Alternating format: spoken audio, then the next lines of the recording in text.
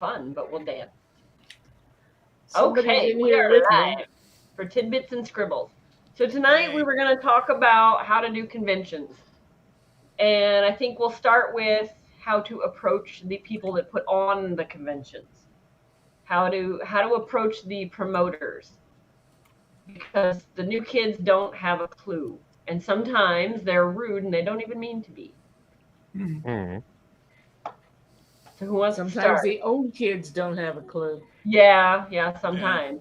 Yeah. Well, you've got to narrow down what kind of convention. Is it a long-standing one? Does it have a process that you need to go through, or is it something a little bit more relaxed and you just pay your fees and show up Get and there. Yeah. whatever? Or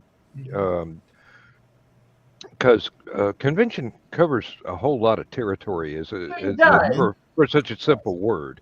It can It mean a does. lot of different layers of professionalism or amateurism. Basically, Mm-hmm. uh, it can be something as casual as yourself working shows at malls and Mm-hmm. things, and book fairs and whatnot, or it can be something really set out with a timed schedule and people coming up to the panel rooms going 5 minutes left, close it up, and that sort of thing. Is that how Um, C2E2 is? It can get that way. I Okay. know for a fact San Diego is that way when it comes to panels. Okay. When a Yeah, panel is that's where over, you larger get shows kicked are. out of that room because they got another set of people Another. waiting to come in Okay. to do their mhm. presentation for a whole group of other people. Right. Well, and some of the cons I've gone to, they don't have panels because they're smaller shows. Like Dan said, they're Mhm. mall shows. Yeah. So it really depends too. One of the things when we're talking about what kind of con that you want to go to, I have found for my books, because I write romance, and that's the first part of what I write. Yes, it's fantasy, but there's romance. So I don't do as well at a con that's at a hotel, especially if that con at the hotel is a smaller hotel. If it's in a mall, for some reason I do great. Where other people, they don't do so good there. I don't know, but for me, that's how it's trending.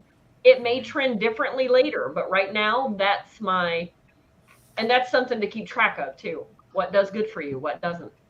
Mhm. I think that's more psychological because now you got me curious about what type of show it was in the hotel. The same Because that, show, 'cause that doesn't make any sense to me because the venue per se doesn't dictate the crowd that comes in. it Well, does.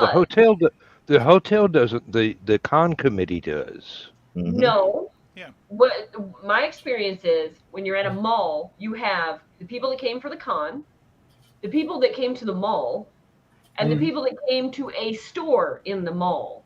And they had no idea this con was going on. They just happened to be there on that weekend and went, oh, okay, Yeah. I can grab all of those people, and each one of those I can tailor my sales pitch and maybe get a sale out of each one of them. Yeah. If they're at a hotel, it's only the people coming for the con. Okay. Now, depending on the size of it, I might get some sales, I might not. Because I don't have comic books, I don't have toys, I have novels. See, So that for me, that still is strange to me because of the simple fact that hotel shows, I have been to shows that primarily are 100% novels or 100% interesting. anime or They can be, yeah. 100% a certain thing. So that to Mhm. me is kind of like I almost want to say it's like it's not a cop out, but I get what you're saying. Yeah. Yeah. Well, But you're not there- giving me enough to say, the reason why you have a problem at a hotel is because you're not really stating what is the center focus of that show. If that show was like a print media show, Right. I have more luck with people with novels than me Mm-hmm. as an individual with comic books. Yeah. If it is a arts and crafts show, that's a crapshoot. You might Right. get some people, you might not. It really Mhm. depends on it. And I know from personal experience, I have been to anime and manga shows where I sold nothing. Mm. Well, I think Yeah. having I just don't done know a that I mall would show do this well week- there either. Go ahead, Having Brian. I'm just- sorry. Well, no problem. I just did a mall show this weekend, and despite the mall being one that's in receivership because they haven't paid the city any of their loans for the last year and a half, Oops. and being under new management and all, I did okay. I did far better than I probably should have. But the thing is that helps me is the fact that, you know, I think it does depend on the type of show you have, because you can have a book show, you can have a comic book show, you can have, it can be very narrow or pop culture. And fortunately, my stock is varied enough in genre that, like, let's say I'm at Indie PopCon, I push Skyman forward, I push Volcana forward. Okay. And then my second level is supernatural, which appeals to just about everybody. And then I put the more specialized stuff, like, say, the crime fiction, the nonfiction, things like that, towards the back of the room. You know, you have to kind of move your books around depending on what kind of audience you think you're going to be reaching. And the thing is, I did my Patreon blog today, and it was about the things I think about when I decide to show up for a show. And it's things like, is it a first time show? Do I know the promoter? Is it a genre show, or is it like general pop culture? What was the attendance like the previous year? You know, just all kinds of, where's it at? All kinds of little things that I have to weigh in. Am I going as a guest or as a vendor is another issue. Yes. So, and most of the people who are watching this that probably need the advice that we have, you're not going to be a guest. So anyway, we'll get that out of the room right now. So, Yeah, but you work that- your way up to becoming. Yeah, And that's you definitely have to build up to that. right. I was going to say that's something that I want to teach is Mhm. if you ever want to get to that level where you are asked to be at a show, Yes. you're gonna have to like butter the way. Like Oh yeah. you have to be accommodating, you have to be super nice, you have to understand these promoters are under high stress when the show gets real close. Yeah. So if you're asking for a table 2 days before this dang thing, it ain't gonna happen. Yeah. Well, it's like working with an editor. Yeah. Your goal is to make their lives as easy as possible, and the Right. easier you make it, the more favorably they'll look upon you. So. Right, which is why one of the shows that I do all the time, QuadCon, they give you discounts at a lot of the places, a lot of the venues. They'll say if you bring your own table, it's $5 cheaper. Yeah. There's other venues where they say there are no tables available, bring your own. Mhm. Yeah. So those are other things you have to watch for. That's all before you get there. And it's really great if you can take that pressure off them by reading everything they send you first before you Yes. ask those questions, because they'll be like, well, it's in the piece I sent you, but Yes. and then, yeah, And yeah, don't be Joe afraid to does. promote them either. Yes, Oh Lord, no! yes, we will be there this Don't ever weekend. be afraid of promoting the show you're about to go to. Right, Joe. Yes, Joe. Joe. The only reason I raise it my hand because you're talking about the small shows. True. When you do the bigger shows, tables, you don't expect tables. You don't expect all this other stuff. If your spot does not come with those amenities, guess what? Either A, you got to bring them yourself. Yeah. They expect you to bring it yourself. Or B, you got to make arrangements with that venue. Mhm. And the venue prices are not cheap. Yeah, No. you must buy your own table and bring it. Yes. Yeah, same with electricity. I've seen cons charge anywhere from $50 to $500 so that you can have electricity at your space. Yes.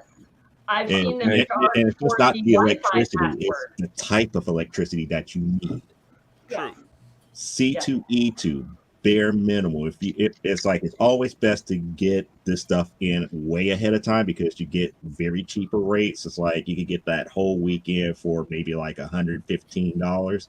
But if you miss that cutoff date, you're looking at $300, close to $300 for like a 4-day weekend or a 3-day weekend. I know with New York, they were talking close to like $400 something for their 4-day event. I was like, I'm glad I don't have to bring anything electrical other than my phone and a phone charger.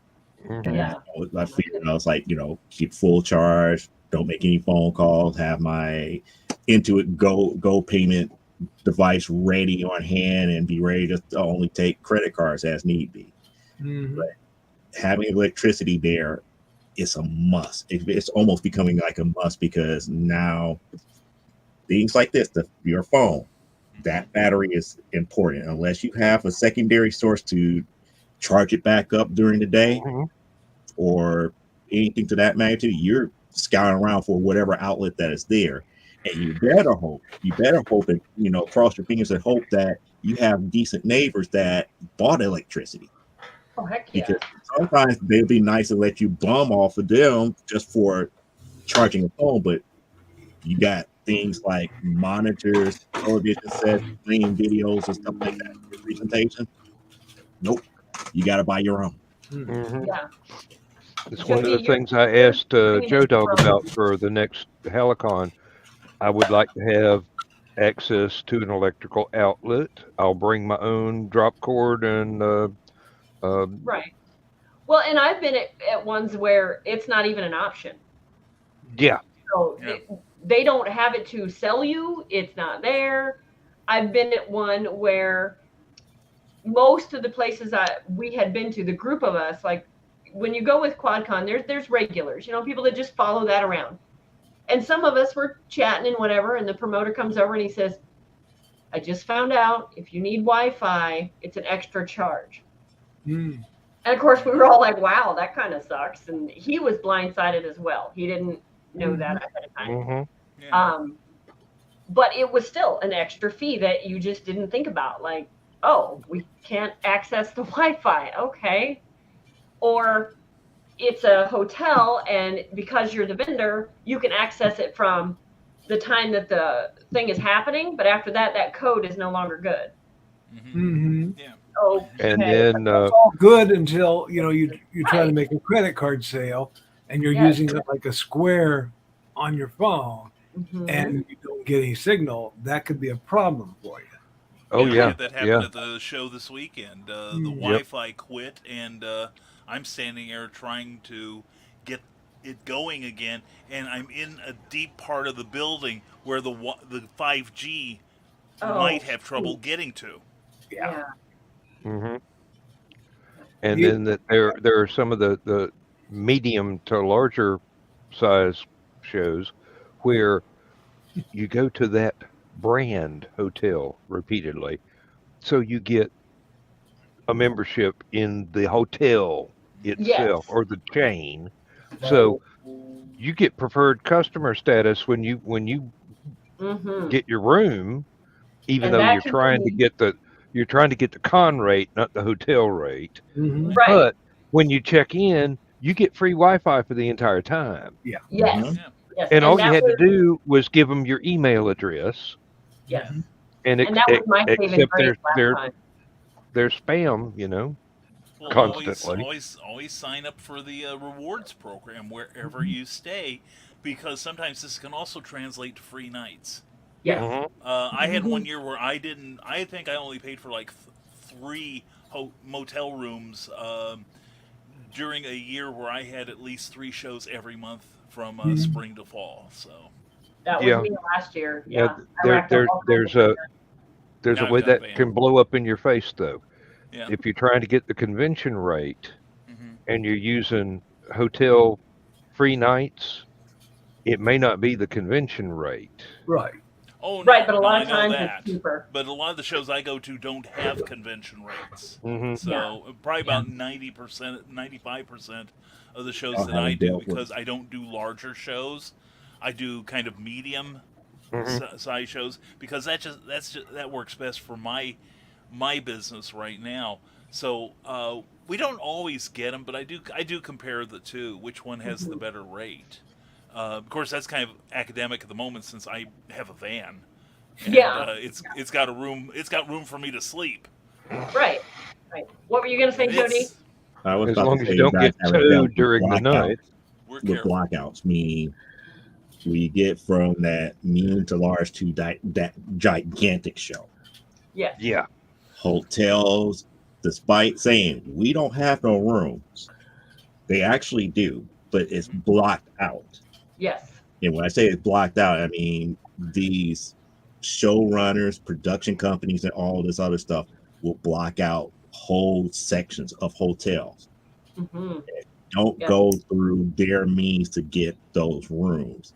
You're pretty much sitting there twiddling your thumbs, hoping something opens up.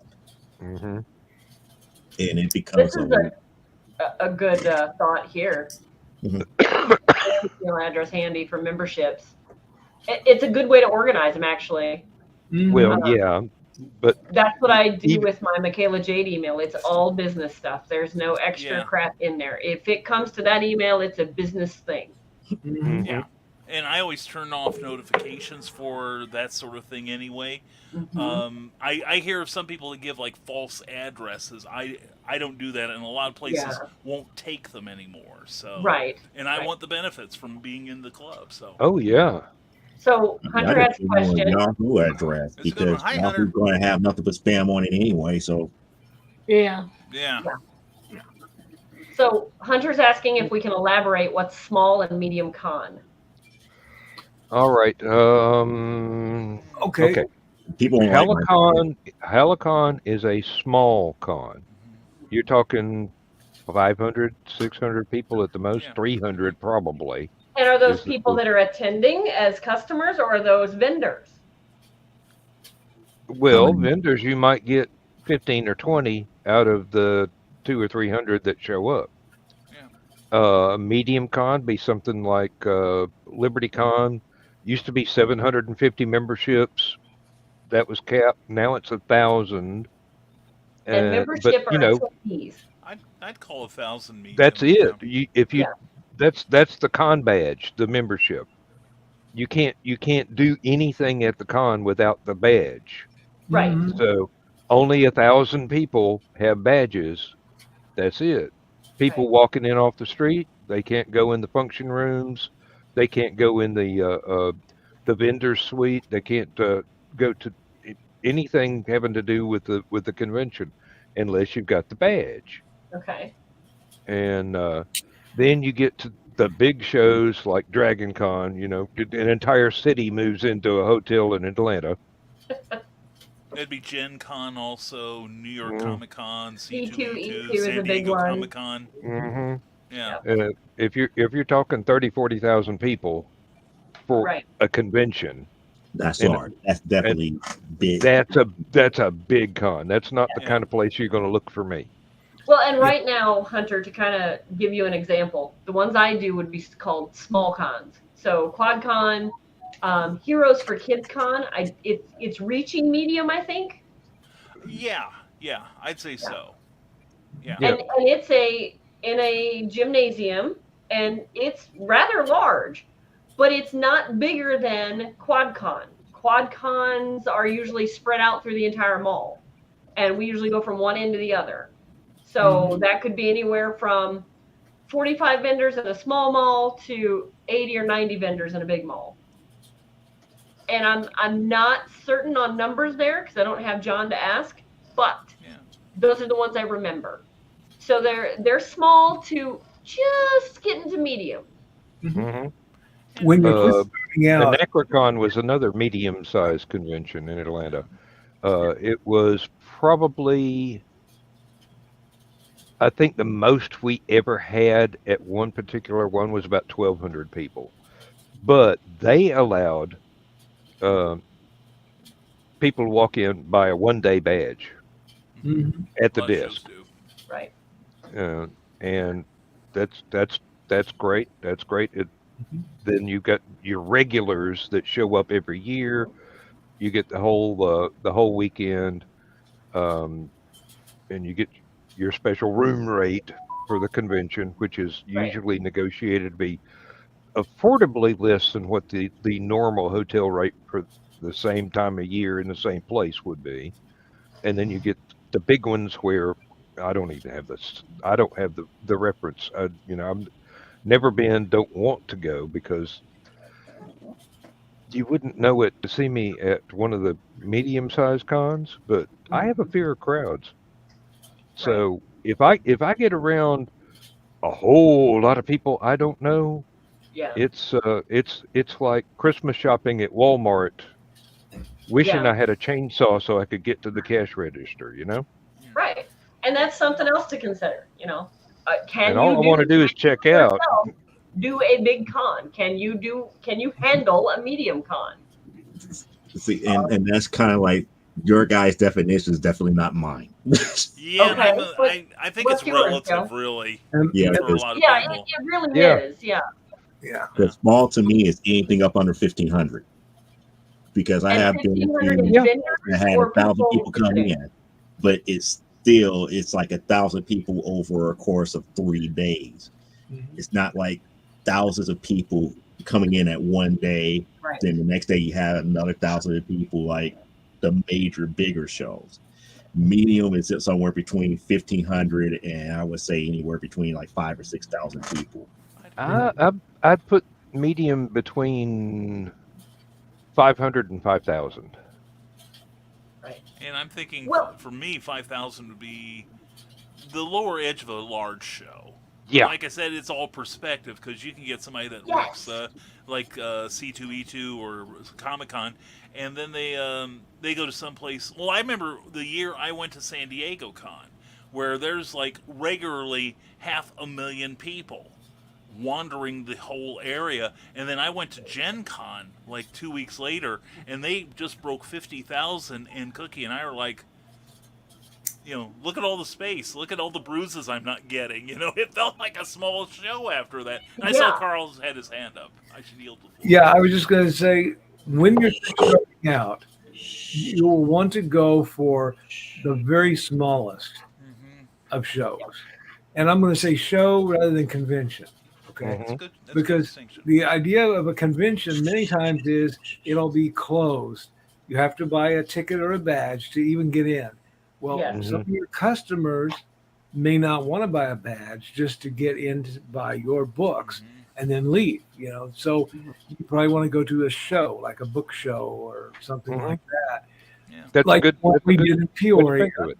Like the one we did in Peoria, where the general Runs to the public same. can come in and buy a book. And when you're first starting out, you need every sale. Yep. Because you're Oh, not going yeah. to get any sales to begin with. Yes. So you want to start small, and work your way up. Because Yes. Yeah. And that's something else. If you're just starting out and you've got one book, maybe two books, you go into a big thing like C2E2, you're going to be laughed at. You're not even going to be let in because a lot of them have a criteria, if I'm not mistaken, right, Joe? They have, depending on where you want to be on that showroom floor determines the criteria. If Right. you try to do the cheapest route, which is always RS Alley, I feel sorry for you Yeah. Yeah. because you're competing against every last possible artist within the world. Same Yeah. thing with New York, same thing with San Diego. Mm-hmm. Okay. It's not That's good to know. local. You're competing against the world Right. for that spot. Well, and there's one that I know I'm not ready for yet. And C2E2 sounds like one of them. But there's and this sounds goofy, but I do a lot of farmers markets, a lot of quad cons, a lot of not your typical places you would find books. But as soon as I can get audiobooks made, I'm planning, this is one of my big dreams, I'm going to go to the I-80 truck stop and I'm going to sell books there. But I'm going to sell audiobooks because the truckers actually listen to books, but they can't read a book. They listen to the books. Mhm. What better market? But the booth is all weekend, so it's 3 days, 3.5 days almost. And it's like $600 for a 10 by 10 space. wow. Yeah. That's all you get. $600 for 3 days. But if you break it down, okay, so that's, a couple $100 a day. All right, well, that's like going to a romance book convention. Those are dumb. But so you break it down, you're like, well, okay, I could see $200 a day, but you're planning on making a profit. So you've got to have more than $200 a day in inventory, plus your hotel, your gas, your food, to make a profit. So do you have enough in your savings that you can buy all this back stock, buy your spot, and get there? Yeah. So it may seem simple, like, well, just go, just pay the $600 and go. Oh, great! I don't want to be laughed at. I need the product, you know. Mhm. So those are other things to think about too. Don't just think, well, I'm going to go to the biggest one ever and I'm going to sell all my books. Start little. Start. Yeah, really. little. That's where you make your mistakes. That's where you learn how to pitch to people. So, Oh, And yeah. then that brings up another thing that occurred to me. There's a difference between attending a convention as a vendor and attending a convention, period. Mhm. If you're not there to be a vendor, what you're selling is yourself. Mhm. which you are And in any it's case. like the stock market. You're hoping that you'll get some down the road. People will go Invest. and look you up and buy stuff. And then if you go as a vendor,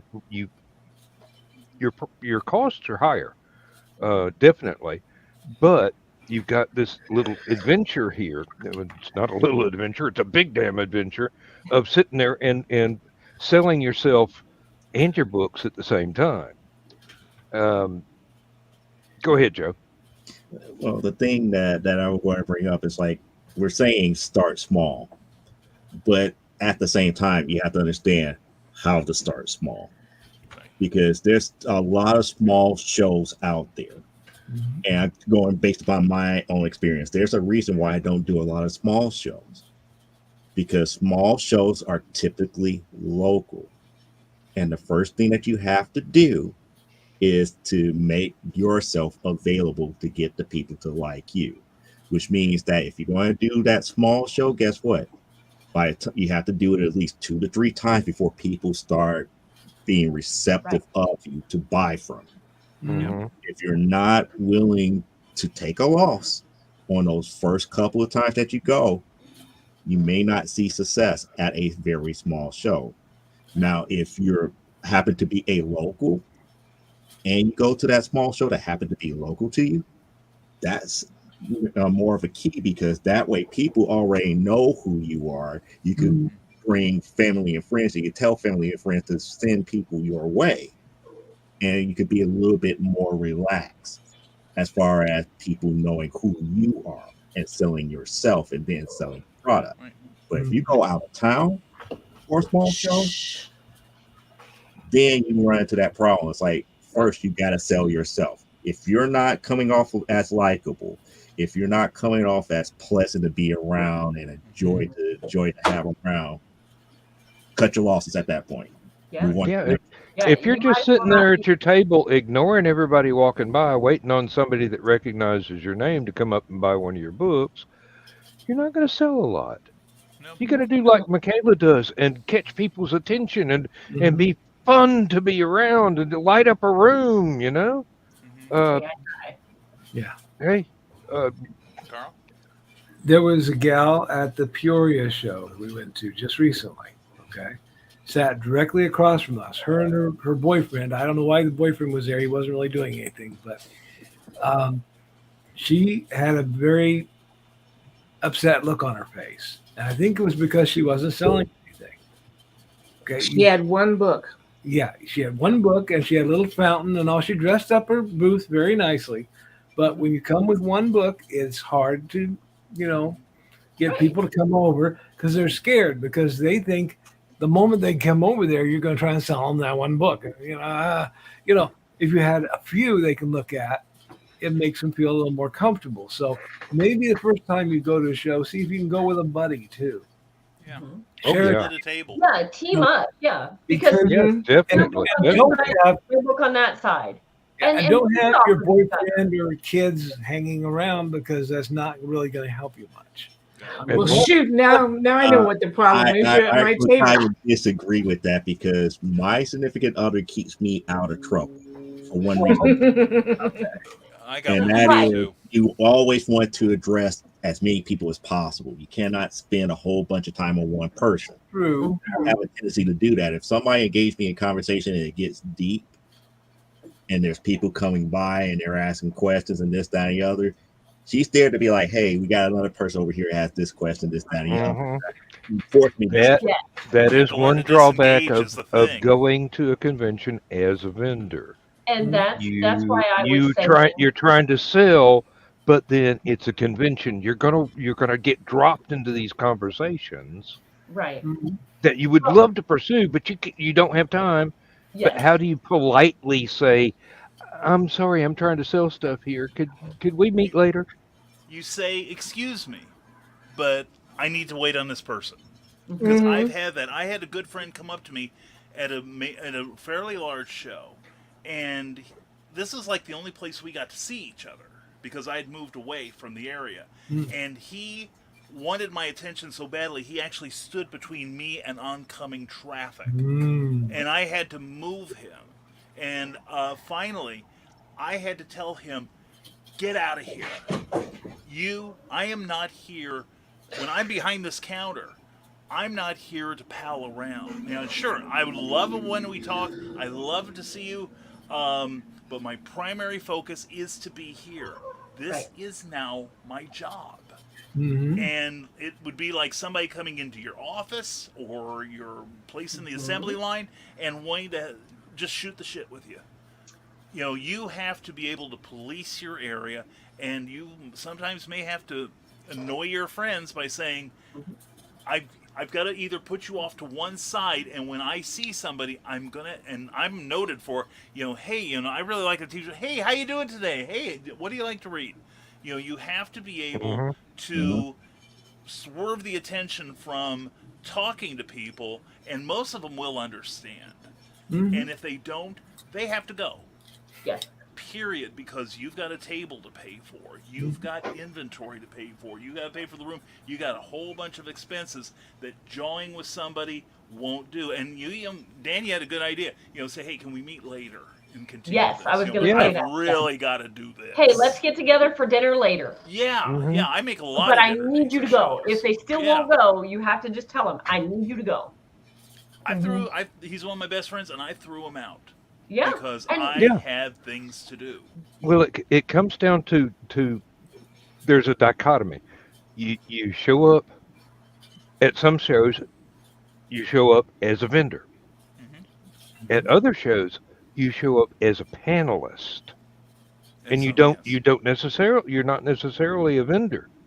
You might be able to sell some of your stuff there, and most of the time that's allowed. I mean, nobody's ever tried to stop me from making a sale on the side when I'm just supposed to be sitting there going into panels and running my mouth and trying to entertain people, which is a good way to get people to run your mouth and entertain people. Yeah, and that's the thing.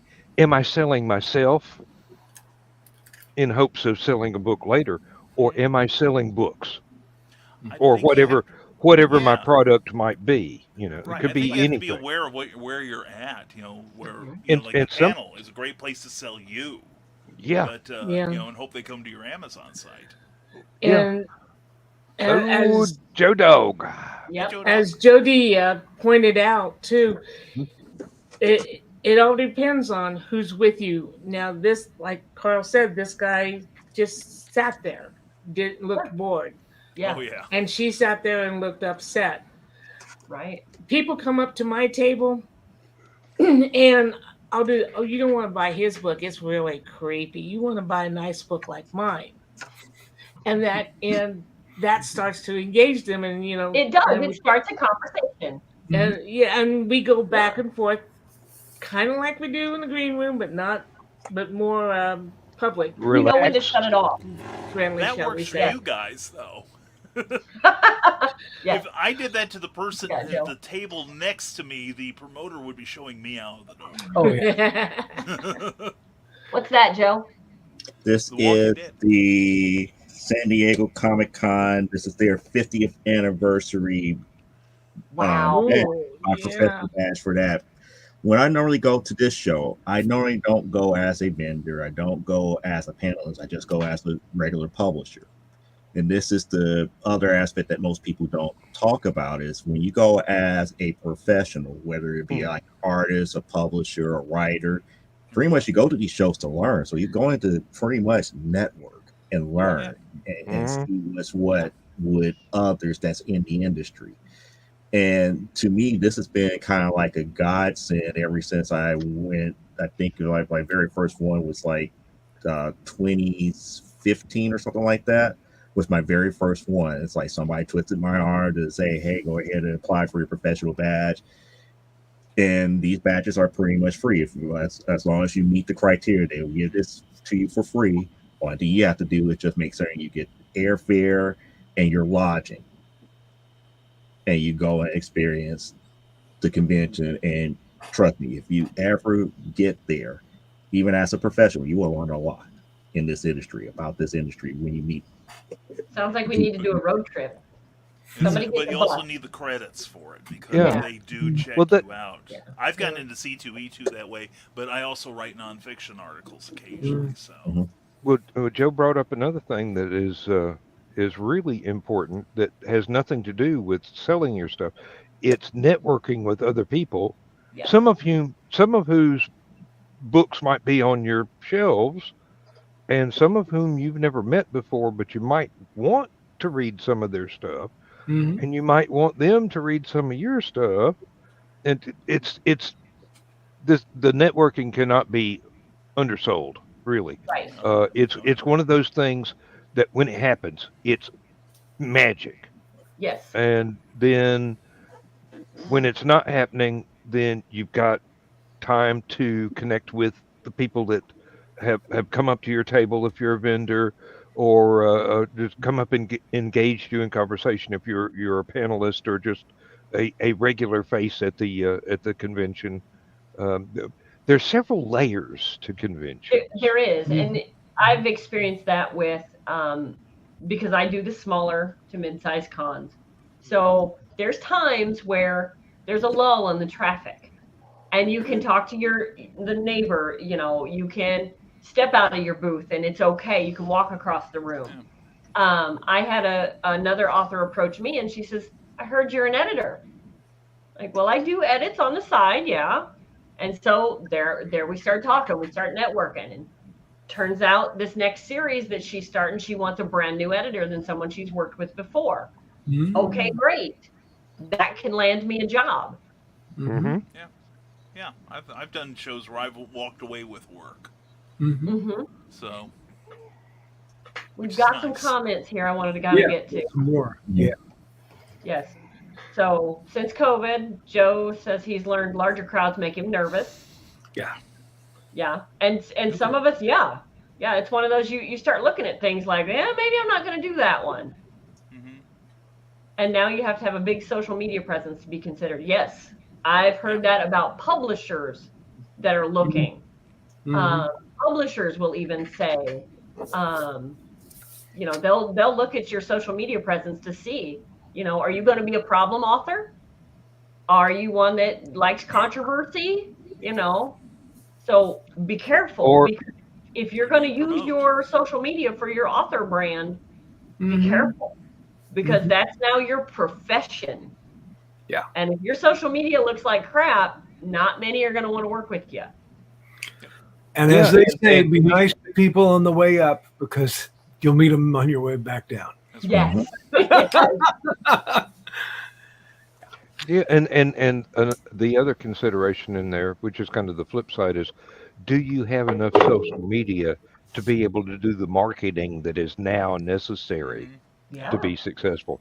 Because the publishers used to do all that stuff, but now the accountants are in charge of the asylum, and the publisher, the big name publishers, are not doing the. None of them are. I'm published through a smaller publishing house, and they do a Twitter post when your book first comes out, and they put it on their website. I'm impressed. That's more than a lot of people get. Yeah, Like I didn't really. even see the stuff come out, and I don't have Twitter, so Yeah, and unless somebody knows how to use the Wayback Machine in Right. a month after that first post comes out, right. It's Yeah. it's not gone, visible Part of our anymore. job now. Yeah, that is You part say of a our month, job now. Is I give it 3 the days. self promotion. You say a month, I give it 3 days. People forget that quickly nowadays. They do. Mhm. And that's some people will say, well, your social media needs to be social. That's what people want. They want to be social on social media. Okay, but I've seen products come across my Facebook feed that are for laundry soap and, random stuff. So if they can advertise laundry soap, I can advertise my book. Mm-hmm. Right. Yeah. So if I can Then- see 19 ads for the same damn laundry soap that I've never ever bought, then I can run 19 ads for my books that people don't buy. Well, it's because Facebook That won't let probably anybody see sounded them. better in your head. I know, right? Like, Yeah. Don't think it through, hun. Don't think it through. No. It'll just make you sad. Yeah. Mm. Ah. But no, That's in why- fact, a lot of people that become guests at shows and get invitations, like I do, probably about the majority of shows I do during a year, I am a guest. But it's because I broadcast, I promote other people, I promote the shows I go to. And as I tell people, in fact, I got in a discussion with somebody in a private chat the other day a couple of people who are far more established in the genre than I am. And they were like, well, why do I have to promote? 10 years ago, everyone promoted me. Why do I have to do it? And a publisher said, we don't have time anymore to do it, and we Nope. certainly don't have the budget. And I tell people that when you see the ones who do get promotion, it's the Stephen Kings, it's the John Grishams, it's the Brown, people yeah. who are already established that have Yeah. a fan base. So that's what you want to aspire to. But a lot of places look at your social media because they say, well, I can't afford to promote my show, for instance.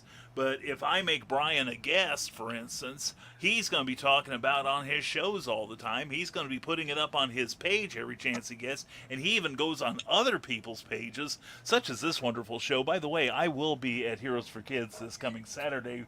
Come see me. yes, And Perryville. Dang, in always. Perryville, yes, Perryville, Missouri. In fact, find You their got to- page on yep, the there you website. go.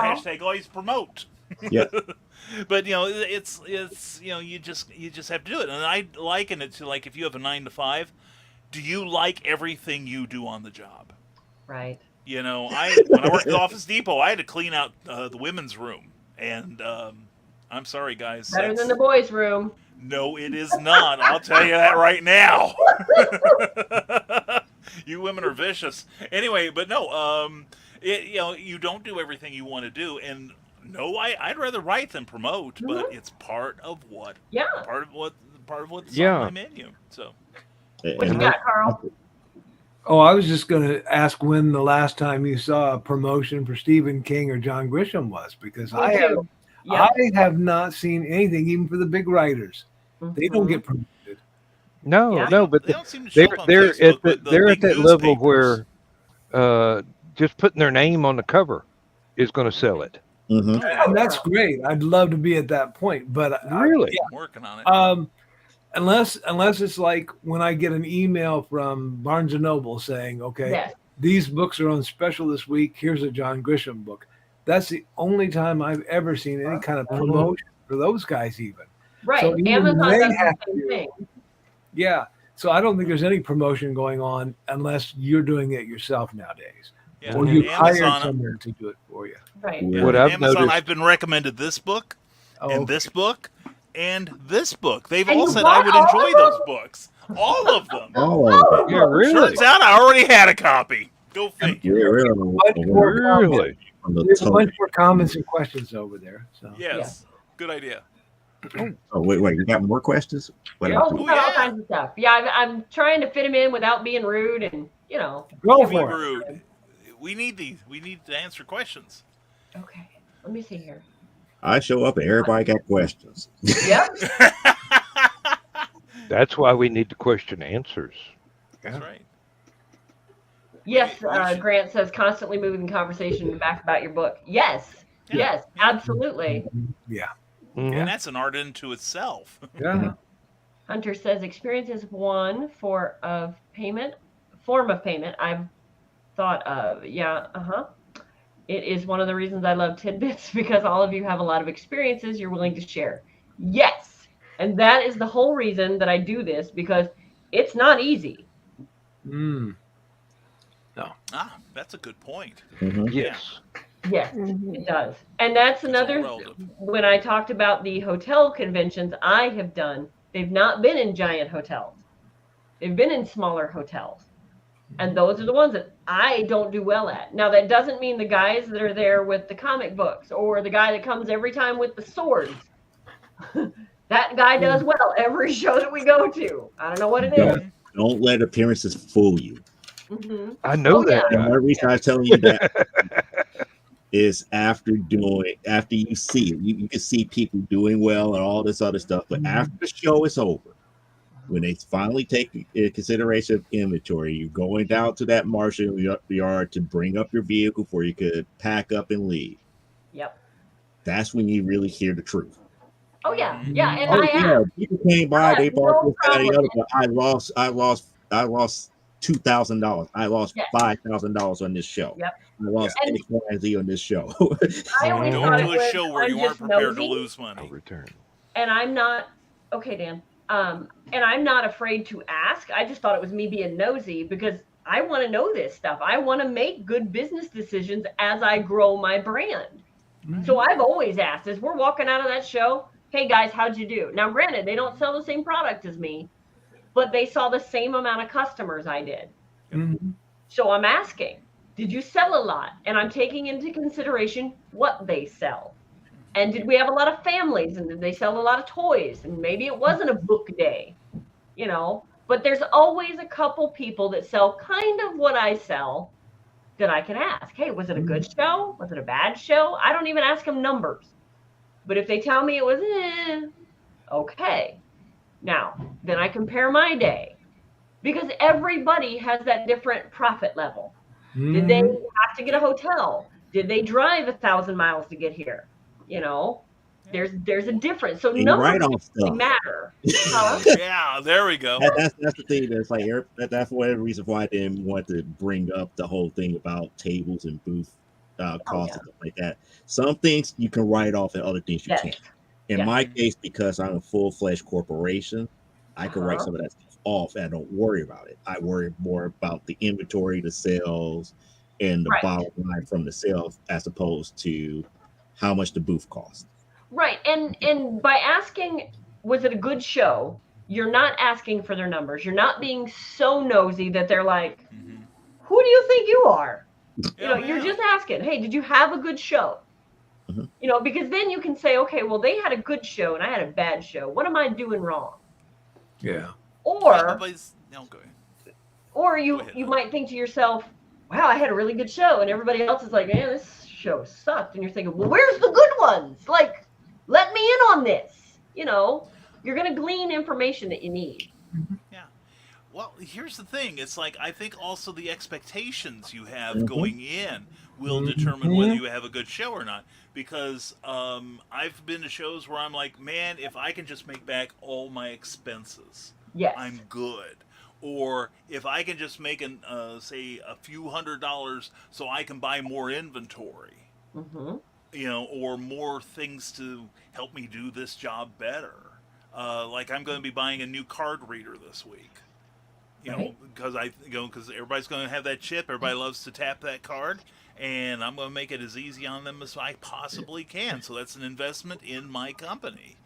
So I think it's and then you have people. I'm told there is one author who sets up at large shows only, and if he does not clear $10,000, he considers it a failure. Wow. Yeah, I think I know what you're talking about. yeah, That would be nice. I'd take that failure. yeah. Yeah. Yeah, But if I had his money, I'd throw mine away. And clearing $10,000 without knowing what his bottom line is could be a different thing. It Yeah. could be. And that's the difference. That's the perspective. So that's also runs into your idea of success. Right. For me, it's something that for Brian is different. And for Carl is different. And for Dan is different. Right. So Oh yeah.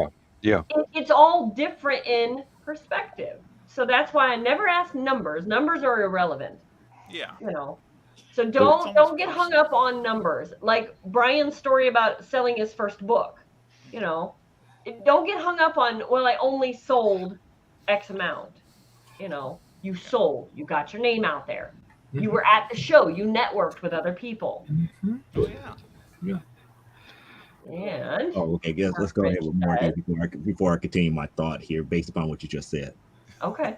And Rich says, always keep an open mind. If you stop learning, you start dying. Good, bad, or indifferent. Always be considering the world around you. Yes, absolutely. Exactly. Yeah. And Okay, go ahead, Jody. Sorry, Dan. No, I'm sorry. that's like the thought that I had was two parts here. One, always pay attention to what everybody else is selling, how they're going about selling it, because one of the things that I learned, it doesn't matter about the product that you have, it's about how they approach it. Whether it be an art print, whether it be a novel, whether it be a comic book, whether it be a photograph, whatever it is, pay attention to how they do it, because there's things that you can emulate that will help you, later on down the line. Yeah, and that kind of goes with know when to shut up. You're selling your product, you're selling it, shut up. Let the person either read the back of your book, read the first chapter, whatever it is, look at your product, let them take a second to breathe. And then you can go in with, well, here's the price, here's the deal I'll make you, whatever your deal is. But yeah, know when to let them make the sale. Let the product sell itself. Put the product in the hand. Let them open it up. Let them flip through the pages. Let them read and be like, if you have any questions, I'm the creator of it. Right. Ask. Yeah. You got unadulterated access to me if you have any questions. Very good. That's one key thing. The second thing here is understand terminology and use that terminology for your benefit. For example, when I went to New York, I was not prepared to sell out of every last copy of Amazonia that I had there. Now, mind you, with having packing a suitcase and knowing that you could only hold 50 pounds, having 50 pounds of comics is one thing. But having only 50 pounds of comics and you have to cross a whole entire spectrum of stuff is a different thing. Yes. Yeah. So now going into a major show like C2E2 with a limited quantity that I had. So pretty much I went through a total of 120 books dealing with Amazonia. And it was sold out by the time I got to Saturday afternoon. And was no way in the world I could get any more. I just stayed up there, like my head hanging down and everything like that, because everybody was interested in that series. I was interested in primetime Saturday night because I had the first 2 issues out, and then nobody was interested in AWF.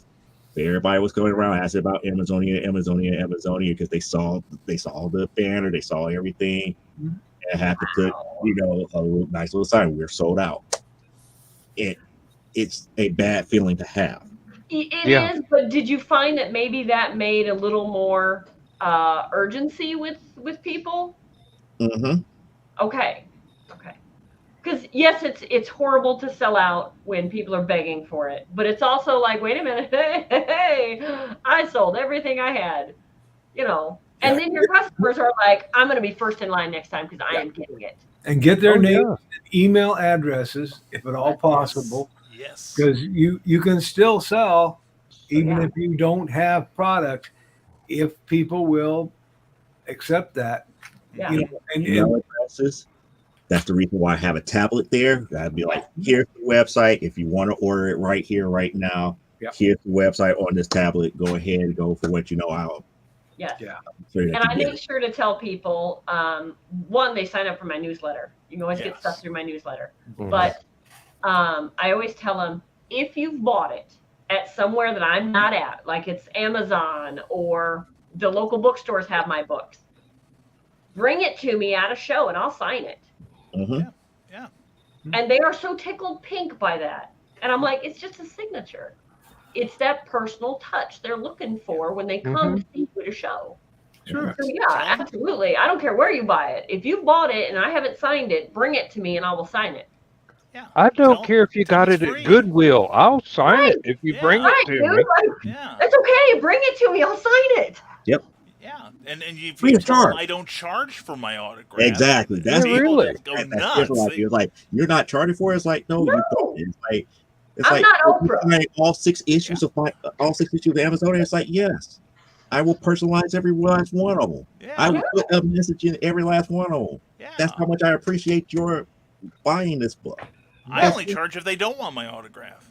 That's That's an extra 20. And Brian will lick it. Yes. Yes, I will lick that thing. You got that right, Ace. Wow. You get that DNA all over the book spine. Yes, Yes. indeed. Oh, there we go. There's something that Ace This could be said yours. also before that, and Okay. it kind of goes in with what Michaela was saying. Is have an elevator pitch for your book. Okay, Yes. short description. Let them look at it, and then something I learned in sales: ask for the order. Yep. And I had to write AFTO back on my sales book back when I did retail, because people wouldn't do it. People would just keep selling and trying to sell the thing. and by the time you told them the whole story, they Right. don't need to buy it anymore. Yeah. And I've had authors do that to me. Yeah, that's I hate knowing it. to shut up. I fear that. I won't go near some people's table because it looks like they're bursting to tell me the story. No, thank you. I don't That want. was another thing I wanted to mention was even when you just get it, I don't care if it's your first one you've ever done. Don't be desperate. No. Even if you are, even if your mortgage payment depends on it, don't be desperate. Oh yeah, you can smell a desperate author. Yeah. Yeah. Now, see, I've gone into some shows before where I'm like, man, it would be really nice to make a big profit here. Like I did that very first show that I ever did. That was probably a fluke. It's probably not going to happen again. But every stinking show, I'm like, man, it would be really nice. And I have to pull back that energy a little bit and go, if you don't pull back a little bit, you're going to seem desperate. Mhm. And Mhm. even I don't like walking up to that desperate person that you can see them coming a mile away and you're like, I don't even like your book now. I don't like it Yeah. now. I don't know what it's about, but I don't even like it. I'm the same way. I just want to be acknowledged that I'm there. Right. Here's what I do, and if you have any questions, just let me know. And if we want to talk a little bit, that's perfectly fine. But I've had people like at comic book conventions, hey, they'll be like 30 feet away, and they're going, hey, you, come over here and look at our book. I can't. I don't like having it done to me. I can't do it to anyone else. Mhm. But if they're within, conversational, and here we go, Joe. I know. No, I'm about to say how devious I am. I'm very. Oh, I know that, devious. I Joe. have Well, I roadblocks. think, I Joe, I have think you and I are on the roadblocks that same. get people to stop that does not concentrate on the books that I sell. Yeah. Now, see, Joe, I think you and I are on the same track here because I did it at a mall. Sales were getting slow, but I'd had a really good day, and I was just in a really good mood. In the mall, there was this walkway across from my booth, like, let's say 20 feet. But it was taking traffic 20 feet away from my table, not down to my table, but up and away. Well, I was watching people walk, and like I said, I had a good day. I was in a good mood. And I saw this girl over there, and she's looking at my sign. And you can see she's trying to see what it says. So I stepped to the side and I went, I see you looking. Come on over here. Come on. It's okay. Mhm. Because I didn't say come over here and buy my book. I made it fun. It was, Yeah. hey, let's engage. Let's have a conversation. And she could have kept walking. She didn't have to come over because I stopped. That was all I said. I see you looking. Come on over here. And she thought about it a minute. I thought she's going to keep walking, but she came over and she bought the whole freaking set. Yeah. Wow. And what I'll do is I'll take my banner that I keep behind my sales area usually. And if I'm in an area where we're not getting like the proper traffic, I'll move it out into that doorway. And everybody go, ooh, I don't know who this guy in the Fez is, but he must be a big deal. Look at the big sign. So, and I'm not going Yeah. to change their mind. So, Okay, Hunter, yes, even I more will be devious at than that. QuadCon on the 23rd. Yes, Yep. I will won't be be able there. to make So it, if you'd like to Hunter. come I'm see more me, I will devious be than that. there. I won't be I'm able about to make tell it. you some of the things that I have done that you would think about it and be like, that's kind of stupid to do, but you'd be surprised at how many people will attract over to your area. Okay. For one, I normally keep a television that's there, have like a flat screen television. And every so often, I will bring a video game set there. And I will do some simple things like play Super Mario Brothers. As soon as people hear that Super Mario Brothers music, they come around. It's like, oh wow, I remember playing this game and this, that, and the other. And it's a full setup. The controls and stuff are there. It's like, is it okay for me to play? Sure, why not? Yep. Let them play, let them have their fun, talk about the good old times of Nintendo and everything. It's like, hey, you're a good person, this, that, and the other. Hey, and then they look around, it's like, oh, you do comics too? It's like, tell me about your comic. Yep. Yep. Mhm. Something to bring them in. Yes. Bring in actual movies. Yeah. Play the music movie as loud as you can. And it's like, oh man, I remember this old movie, this, and this. And it's like, yeah, come on and watch it. Did you know about this, and this? It's like, no, this, that, or the other. Then they look at your area. It's like, Okay, oh, you Bill. also do comic books too.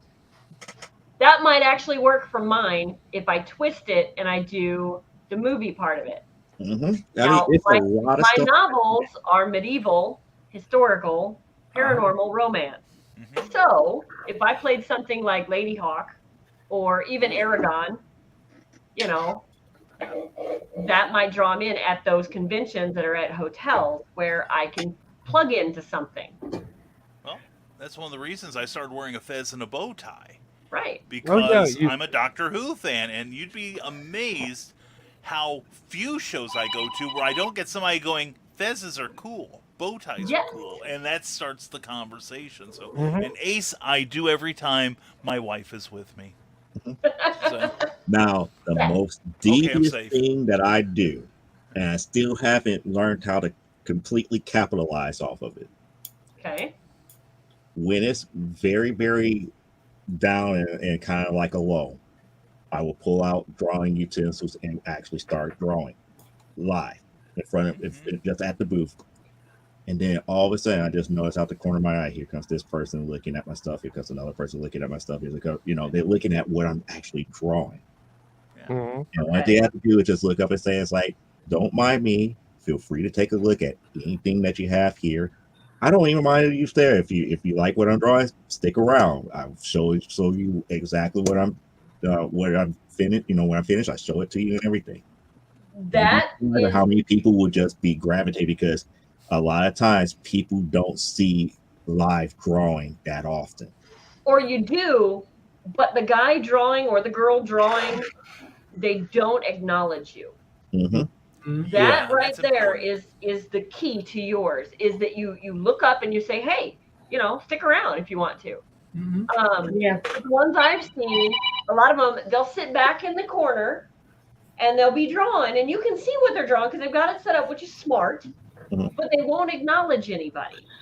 Even somebody that's got cash in their hand ready to buy a print, and they're too busy doing what it is that they're doing. I'm like, Print in hand, cash in the other. It's like, can I complete this Yeah. purchase? like put your Yes. paintbrush down, dude. Yeah. And they're like, You're oblivious. Yes. Oh God, yes. So Or when you you get started somebody to who sing it, likes I to was look like, behind the book. oh no. Okay. Now I'm going to bring my easel and my oil paints, and I'll just stand there and Yes. do something. There you go. Dude, you should. Yeah. Seriously. And I'm not even trying to sell artwork. I'm trying to sell the written word, not the cover illo. Yes. I I don't care what sells them.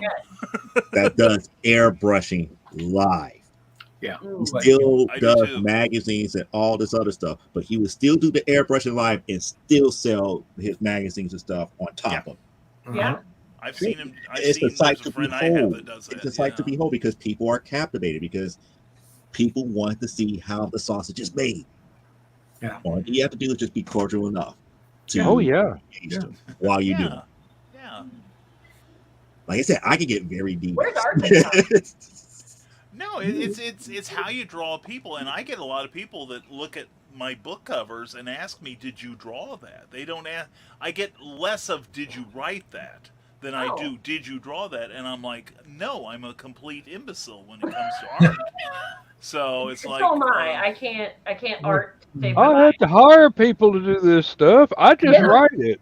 I'm just the genius that tells them I what just to draw. learned. I just took time Yeah. to learn. The Yeah. thing is, you are your brand.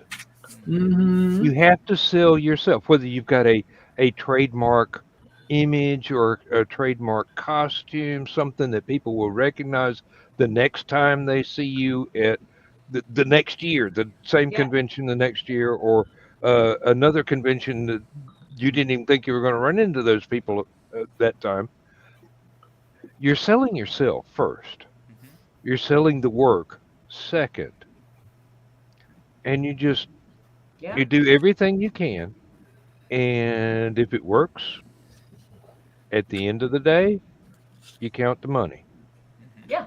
Yeah. If that's- it doesn't, you've probably had some good conversations with folks that are going to remember you and that's and where may the actually networking even comes look you up.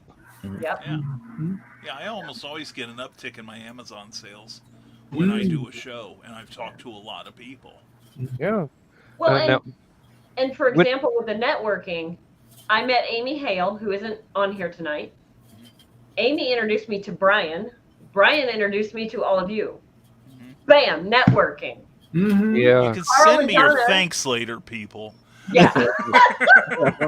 So Carl and Donna help me with edits. Carl helps me with book covers. Like, so networking. Yeah, Brian's Just- dealing the hard stuff. I mean, he introduced you to us, Right. I and say he it's also all introduced Amy Hale's us to fault. each other, Because Amy Hale, I I bring met people through together. a writer whether they want convention to that be or not. Yeah, I know. yeah. Mm. And Amy Hale is just somebody that I met through a writer convention that I found online, and I went, oh, this is in my hometown. Let me go to it. And through their Facebook page, they had a reader thing, and I was like, okay, these are authors I want to talk to. How do I get close to them? Well, you go to the convention, Mhm. network. Which is where I met Amy. And just networking through folks here. Mm-hmm. And Michaela, we met Keisha. Yep. And one night, Keisha just said, well, I have these books that, I have sitting around. I've never done anything with them. And one night, a bunch of us just said, you're going to publish them? She's like, I am. Pick one. Yeah. By December of this year, you will publish one of those books. Yeah. So people in that room at the time said, okay, I'll edit it. Okay, I'll work on the cover. I'll do this. I'll hold Yep. your feet to the fire. Somebody had Yeah. him on his show Yep. to talk about it. Yeah. And so by January, she had her book out. Excellent. And it all took networking, and each of us have our Mhm. own roles to play. And there's nothing wrong with helping the. Oh, yeah. Is Joe leaving? Yeah. Oh, Yeah. Yes. No, he said, I remember that night. Yeah. Oh yeah, he was there. He was there. Yeah. Meaning he was the most sober one. Yes. Usually he is actually. Usually he's driving. But And that's all that had to happen was Brian and I met Keisha at a con when I was being Brian's table babe because I didn't know what the heck I was doing yet. And I did. And so we're just standing there having a conversation. Yeah. Yeah. But then it snowballed. That's how it happens. it worked for me at Halicon last year. I sold lots of books because I was sitting next to Keisha, to Michaela. Yeah. There you Keisha. go. Yeah, put Keisha on one side, Michaela on the other side. I'll go home with empty boxes. Yeah, there you go. Yes. Yes, and that's how we network. Dang it. That's what Yes. networking is. Yeah, Yep. We have And- timeshares on Michaela. that's one thing I'd like to stress about conventions. It doesn't always have to be about the vending, which is an important thing, and it's very, very good, and pays the gas money to get home. Yeah.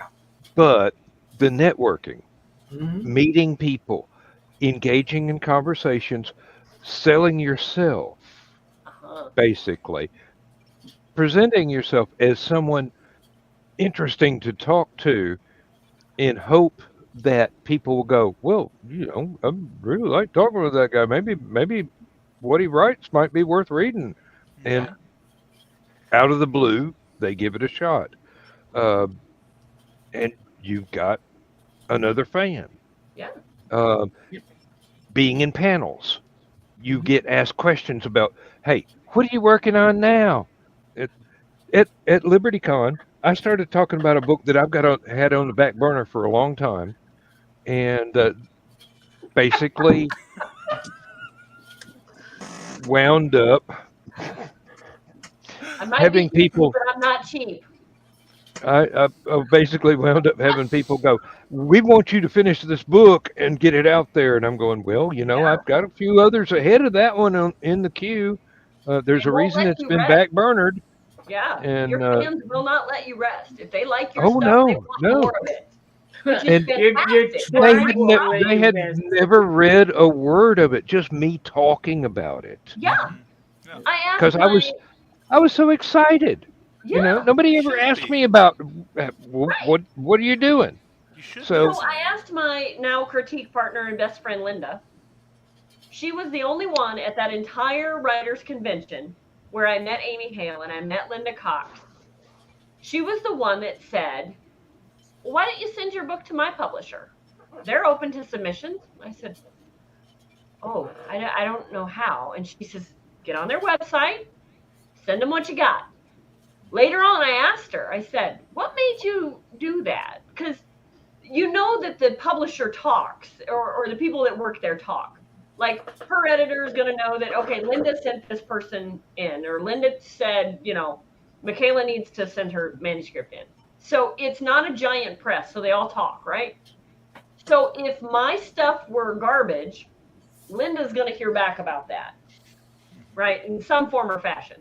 mhm. So I said, "What made you tell me to do that?" And she said, "Your enthusiasm." She'd never read a word of that book. She didn't know anything about it. Hmm. My enthusiasm. I'm like, It's all down to selling yourself.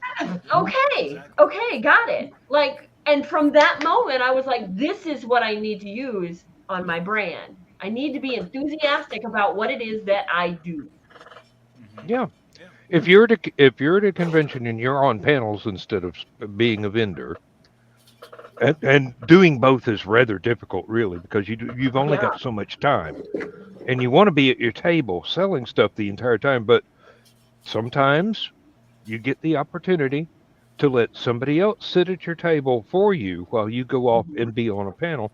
Then you're trying to be the most interesting person on earth yeah. And without especially at being that panel. ridiculous, but sometimes Yeah. being ridiculous helps. Ask Brian. And then, Wow. I would be offended if it weren't true, and it works. He got his sign up again. Carl, in this instance, it Wow. is. This is what I get for daring Dan before the show. Oh, I'm really? glad, Turn me loose.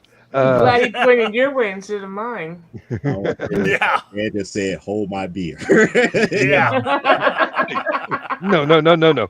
Hold my book. I'm going to. I'm not letting go of my beer.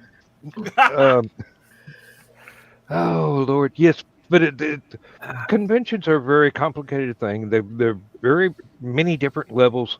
You can go as a vendor. You can go as a fan. You can go as an attending pro.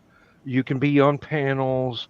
You could have some specialty thing that gets you guaranteed to be on panels on that subject for that convention over and over and over again.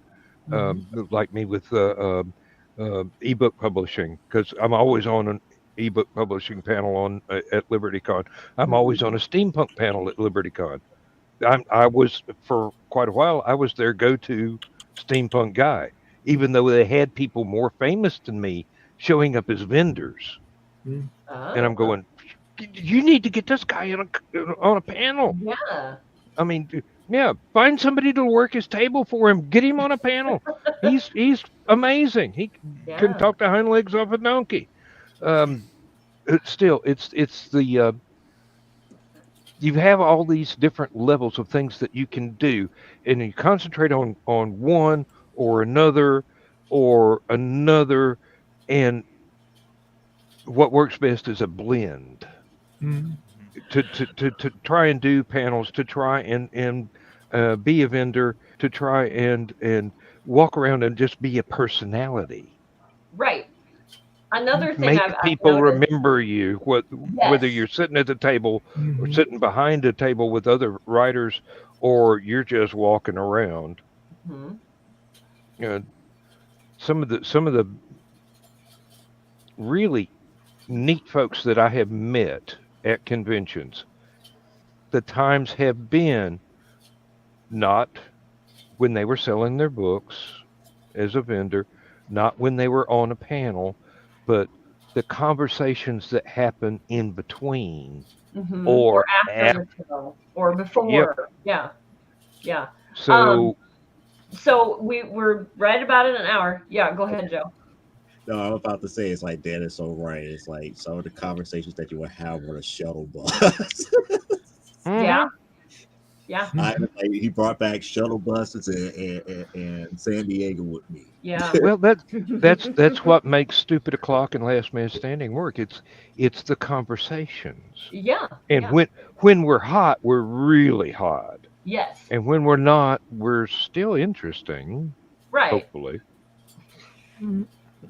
Just a little slower in our And conversation. then yeah, and then you've got the green room, which is to knock down, drag out, free for all. Yes, but we like it that way sometimes. Well, the So, Yeah, reason that everybody is so free is because it's not being recorded. it's not right. recorded. Right. There's no Well, evidence. and with this show, we're actually trying to help people. With the green room, we're not. Not at all. Other than our Yeah, I audience. don't That's know. the aspect Yeah. of help. Not in that Yeah. way, but the We have had nights that the green room turned into therapy for everybody. It's a group therapy Yes. session, and that's what was needed, and that's what we did. I've been Yep. amazed how well all of that has worked because I never Mhm. thought for a second it would last for more than 3 weeks before it fell flat on its face. So, I said the same Yeah. thing about never mind the furthermore. So and look at that. Mm. Yeah. yeah. Saturday. Finally got rid of that thing. I worked outside And of No, he now got rid it's of into me. the next generation. Yeah, Yeah. he got rid of I'm me. retired. The green room is not going three times a week. Aunt Donna cannot No. survive that. Like, I like it and all, but no. I don't think anybody's liver could survive it. So we're a little past an hour. So maybe let's go around and give your best advice for new kids going to a show. Brian, you want to Okay. start? My best Yes, I'll advice. start. Oh, sorry, go ahead. Oh, I was just going to say first, decide you're going to do it, do the homework, and then be prepared to start small because you've got to go up from some place. So you might as well start small and make your mistakes down there. Mm-hmm. Dan? Don't be afraid. Be Yeah. yourself. Be as entertaining as you know how to be, but still be yourself. And don't sweat the small stuff. Yes. It's selling yourself as a person that is interesting enough to have a conversation with.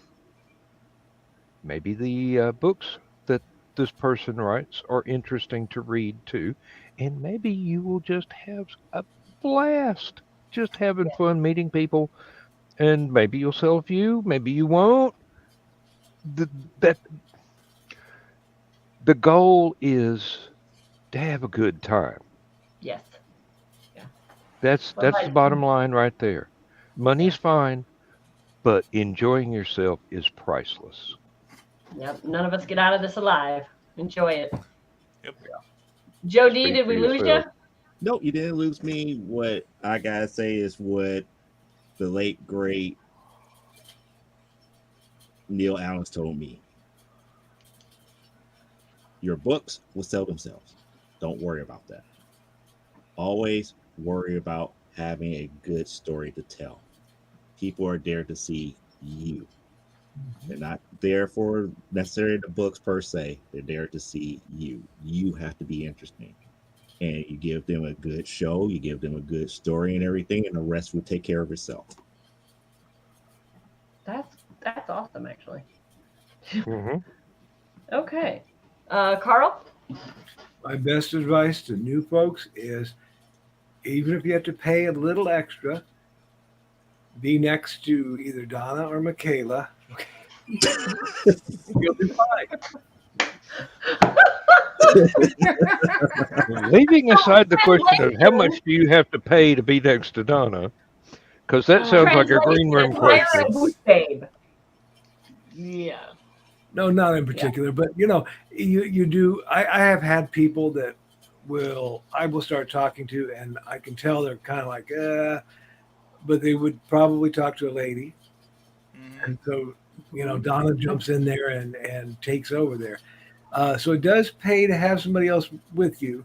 Just make sure that they are also focused on sales. So if you can partner up with somebody to share your first table, that would be the way to do it. But yeah, And not focused on sales. Not your children. No. Okay. What about you, Donna?